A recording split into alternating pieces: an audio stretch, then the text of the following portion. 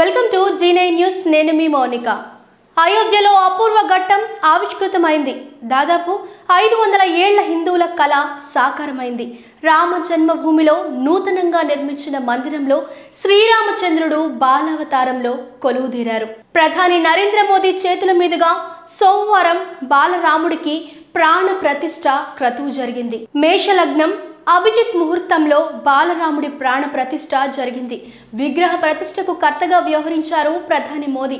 ఈ కార్యక్రమంలో ఉత్తరప్రదేశ్ గవర్నర్ ఆనందీబెన్, ముఖ్యమంత్రి యోగి ఆదిత్యనాథ్లతో పాటు ఆర్ఎస్ఎస్ చీఫ్ మోహన్ భగవత్ కూడా పాల్గొన్నారు. ప్రాణ ప్రతిష్ఠ సమయంలో ఆలయం మీద నుంచి హెలికాప్టర్లతో పూల వర్షం కురిపించారు. రామనామ స్మరణతో అయోధ్య మారు మోగిపోయింది. అదే సమయంలో జై శ్రీరామ్ నినాదంతో కోట్లాది మంది హిందువులు పులకరించిపోయారు. సకలాభరణాలతో అలంకరించిన బాలరాముడు ధనుస్సు ధరించి కమలంపై కొలువుదీరాడు. ఆ దివ్య రూపం సోషల్ మీడియాకు చేరగా తన్మయంతో భక్తులు పులకరించిపోతున్నారు. ఇవి ఇప్పటి వరకు ఉన్న అప్డేట్స్. మరిన్ని అప్డేట్స్ కోసం చూస్తూనే ఉండండి G9 న్యూస్.